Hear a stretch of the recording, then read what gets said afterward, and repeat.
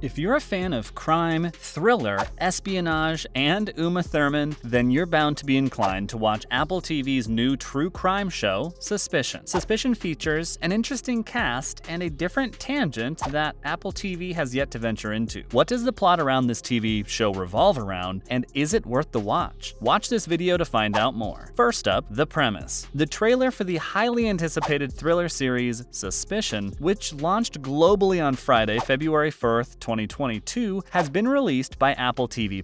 The 8-episode drama featuring Academy Award nominee Uma Thurman, who has previously starred in cult favorites Kill Bill and Pulp Fiction, will premiere exclusively on Apple TV+, with the first 2 episodes. Then afterward, there will be a new episode every Friday. When the son of a renowned American businesswoman, played by Uma Thurman, is abducted from a New York hotel, suspicion rapidly falls on 4 seemingly ordinary British citizens who were present that night. It becomes clear that not everyone can be trusted as they find themselves in a transatlantic cat-and-mouse race to elude the combined efforts of the National Crime Agency and the FBI to prove their innocence. Now the question states, who was responsible for the kidnapping and who was just in the wrong place at the wrong time? Now let's dive into the plot. Halfway through the show, a mysterious man provides some advice to the viewers that in this case, that they do not want to be seen. They should be the gray mean. To put it another way, be generic and don't stick out. The idea is to blend in so well that you won't be seen. Unfortunately, Suspicion appears to have taken Suspicion's advice to heart. Except for a sloppy climax, this thriller is as forgettable as they come. It appears to promise excitement at first. Leo, played by Garen Howell, is the young adult son of American PR maven Catherine Newman, who is abducted from a fancy New York hotel after being attacked by 4 masked assailants in the opening minutes of the film. The incident's security camera footage is leaked and later becomes viral, increasing the pressure of law enforcement to apprehend the offenders. They've narrowed down 4 suspects in less than 48 hours. Finance manager Natalie, played by Georgina Campbell, university professor Tara, played by Elizabeth Henstridge, cybersecurity expert Aidesh, played by Kunal Nayar, and skilled assassin Sean Tilson, played by Elias Gable. All 4 swear they don't know anything, and except for Sean, they all appear to be improbable kidnappers, strangers going about their daily lives until they're taken away in handcuffs, much to their surprise. At her wedding, Natalie is dramatically arrested, resulting in the incongruous sight of a bride in a detention cell. But of course, they all have secrets that they aren't telling the authorities or each other, and the more we learn about them, the less certain their innocence becomes. Meanwhile, the true kidnappers, whatever they are, have made their demands by hacking into seemingly every public television screen in the United States. They simply want Catherine Newman to speak the truth, whatever that means, as viewers don't know yet. Suspicion is good in that the dialogue is passable and the plot is straightforward. The performances are unobjectionable, although anyone who is watching for Uma Thurman should be advised that she is barely in it at all. It occasionally throws in some well-considered artistic flourishes. The extensive use of security camera footage serves as a disturbing reminder that simply watching someone might have them appear suspicious, even if they're squirming in an uncomfortable bus seat. All that might be enough to get you through the 8-episode season if you have a lot of time, patience, and a burning desire to unravel the riddle. Next, the shortcomings. However, the show's emphasis on keeping its secrets so close to its chest backfires. The suspects are not only enigmatic, but also we don't know anything about them, making it difficult to care about them. Sean is the only one who appears to have a personality, but he looks like a classic villain from the Bourne franchise, so he's not easy to warm up to either. Law enforcement, as represented by British officer Vanessa Okoye and FBI agent Scott Anderson, has a hostile relationship that is reminiscent of any previous scenario in which agents from various agencies are forced to work together. Suspicion lacks urgency, despite the high-stakes central premise, because Leo barely registers as a person. His mother Catherine feels more like an idea of a wealthy businesswoman than a human in her own right, and everyone else seems more impatient for the ordeal to end than concerned about Leo's well-being. Similarly, Suspicion takes its time uncovering the broader concepts it's working toward, only to stumble by attempting to reveal too much of them at once. The series' approach to these issues is best demonstrated by the public's enormous and ill-defined reaction to the kidnapping. Everyone but the kidnappers has no idea what the truth could be alluding to. Yet people begin coming to the streets to protest just Catherine. Suspicion just provides the hazy impression that movements are about individuals speaking to be heard. A late season lecture about the dangers of misinformation feels like one of the series' few bright spots, not because it's well performed, but because it isn't. It feels like one of those rare times when true emotion shines through Suspicion's glossy polish, with heavy-handed language implying a screenwriter working out their extreme disillusionment through their art. However, by the time Suspicion arrives, it feels like too little too late. Suspicion's antagonists make it apparent from the start that they plan to deliver an unmistakable message, but almost everything about the show they're seeing, including the title, appears to be engineered to fade from memory. Now let's talk about the fan response. The reviews are in for this new show, and let's just say they're not pretty. People have compared this show to the work that Apple does mainly, and that is producing iPhones and iPads. People have started begging Apple to stick to what they know, and that is making phones and gadgets. Many have argued that Suspicion could have been a good show. I mean, it had everything: the resources, the budget, the concept, the political commentary. It had Uma Thurman. What more could one want? But what has become increasingly apparent is that you could be the best of the best and have the best of the best, but you will still find a way to lag. People have been incredibly disappointed, and it's not just the fans, but critical responses have been appalling too. The show has received a 6.8 out of 10 on IMDb, and the Rotten Tomatoes score for the show has been 50% only. The audience score is even less, glooming in at a very disappointing score of 47%. The facts have been stated: it's not a good show, at least not one worth watching. Now we have the development. Although we feel Apple TV's heart was in the right place when this show was being put into action, what we don't understand is where everything went wrong. Suspicion is based on the critically acclaimed Israeli TV show by the name of False Flag, and Suspicion not only had the right cast, but also had the right people. Chris Long and Rob Williams were the showrunners for the show, and these people are big names in the industry. They're some of the masterminds behind the hit shows like Gilmore Girls, Supernatural, and The Mentalist. You know, the shows that all of us watched and loved, and now we can't shut up about them. The production company was Cachette Productions, the same company that was behind the original production of The Hebrew Show. It seems everyone had the right puzzle pieces and everyone knew what to do. What was missing was how to do it. Something must have gone wrong in translation. I mean, when you already have the cast and the script and your task is just running a Google Translate on the script and then refilming with a cast that's already well established, there are only so many ways that you can mess up. What's even more interesting than the name of the company that shows up is Apple. The Apple. The Apple that many of us cannot live without, and the Apple that we believe that even if they do not provide any new advancements, we'll still buy their products. We'll still love the new iPhone, even if it's the same as the old iPhone. But here, Apple failed, and we can't quickly forgive them for that. Now some other shows on Apple TV+.